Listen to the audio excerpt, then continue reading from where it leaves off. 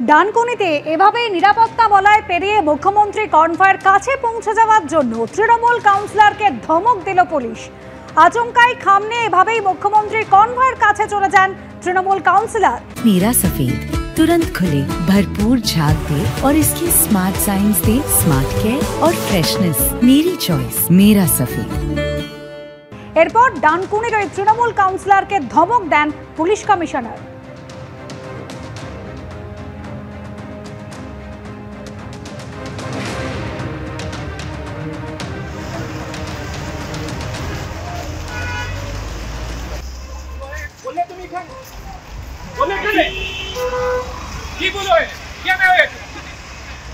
এটা সিকিউরিটি ব্যাপারে যে কমিশনার দাঁড়িয়ে তোমাদের কথা বলছে সত্যি গাড়িতে স্যার এটা হচ্ছে জানো এটা ইনকোয়ারি হবে না। হ্যাঁ ম্যাডামের সিকিউরিটি থেকে তোমার চিঠি পড়ে গেছে মুখটা মুখ বন্ধ হবে। ম্যাডামের সিকিউরিটি থেকে তোমার চিঠি পড়ে গেছে और थर्ड क्लास लोग पार्टी बनना मैं बोल रहा हूं लोगों से तुम जानो এটা কি আছে এই কামে না না এটা এরকম কোনো ঘটনা ঘটেনি, তো সিএম সিকিউরিটি এরকম কোনো ঘটনা ঘটেনি। কোথাও ভুল হচ্ছে।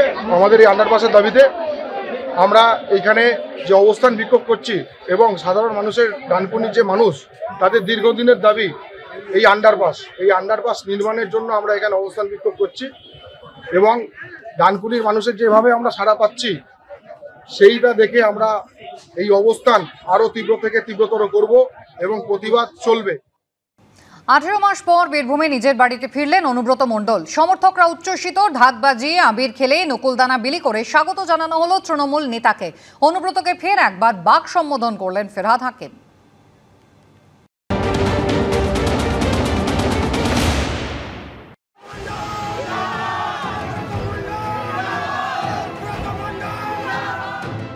গরু পাচার মামলায় অনুব্রত মণ্ডলের গ্রেপ্তারের 1 মাস আগে নিয়োগ দুর্নীতি মামলায় গ্রেপ্তার হয়েছিলেন পার্থ চট্টোপাধ্যায়।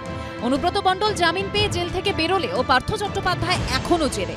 তবে অনুব্রত মণ্ডলকে স্বাগত জানাতে মঙ্গলবার বীরভূমে নকুলদানা পৌঁছল সেই পার্থ চট্টোপাধ্যায়ের বাড়ির এলাকা থেকে। নকুলদানা এরপরে হবে চরম চরম করে ঢাক বাজবে আর নকুলদানা বাতাসা খাওয়ানো হবে। যারা আমাদের দাদাকে অকথ্য ভাষায় গালাগালি দিয়েছিল আমরা আমাদের হিসাবটা বুঝে নেবো। এবার কোথেকে আসছেন আপনি? আমি নাগতলা উদয়ন সংঘ পার্থদার বাড়ির পাশ থেকে এসেছি। মেয়র বলেছিল বাঘ যখন জেলে থাকে খ্যাকশিয়াল্লা চিৎকার করে, বাঘ এবার বাইরে চলে এসছে, সব পালাবে। এবার 2 বছর 1 মাস 15 দিন পর অবশেষে বোলপুরের নিজের বাড়িতে ফিরলেন অনুব্রত মণ্ডল।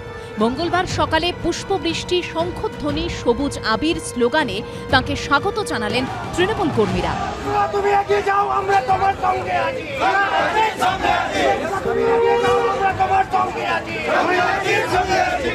2022 সালের 11ই আগস্ট এই বাড়ি থেকে অনুব্রত মণ্ডলকে গ্রেপ্তার করে নিয়ে গেছিল সিবিআই।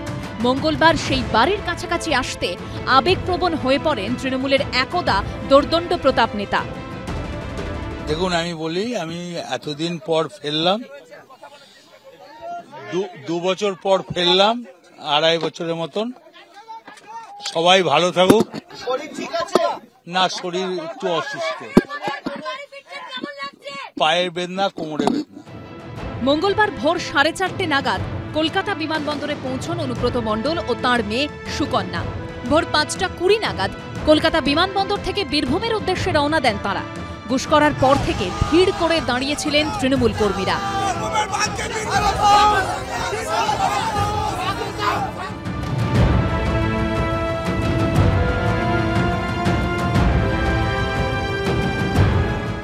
অনুব্রতকে বাঘ বলেছি তার লিডারশিপের জন্যে, তার এত অত্যাচারের পরেও তার মনোবলের জন্যে, তার মানুষের সাথে দলের জন্য থেকে যে দৃঢ়তা দেখিয়েছে তার জন্য সে বাঘ। ওখানে শক্তির ব্যাপার নেই, ওখানে মনের জোরটা বাঘের মতো। দেখুন, আমি কোনো বিতর্কে যেতে রাজি নয়। আমি কোর্টকে সম্মান করি, কোর্টের আইন আমি মেনে চলি। দিদির সঙ্গে দেখা হবে মমতা বন্দ্যোপাধ্যায়?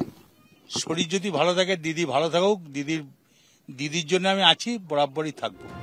এদিন বোলপুরে নিচুপট্টিতে অনুব্রতর বাড়ি কার্যত নিরাপত্তার বলয়ে মুড়ে ফেলা হয়। সকাল 8:30 নাগাদ বাড়ি পৌঁছন অনুব্রত। এটা তো সবাই জানে যে কি ধরনের দুর্নীতি করেছে, তার সম্পত্তি সব বেরিয়ে গেছে। এবার তথ্য প্রমাণ বিচার সময় সাপেক্ষ, আমাদের বিচার ব্যবস্থা একটু, কিন্তু সাজা হয়, বহু লোক জেলে গেছে, মন্ত্রী ইত্যাদি, আমরা অপেক্ষা করবো তার জন্য। প্রায় 2 বছর বন্দী থাকলেও তৃণমূলের বীরভূমের জেলা সভাপতির পদ থেকে সরানো হয়নি অনুব্রত মণ্ডলকে। অর্ণব মুখোপাধ্যায়, সৌমিত্র রায় ও জয়ন্ত পালের রিপোর্ট, এবিপি আনন্দ।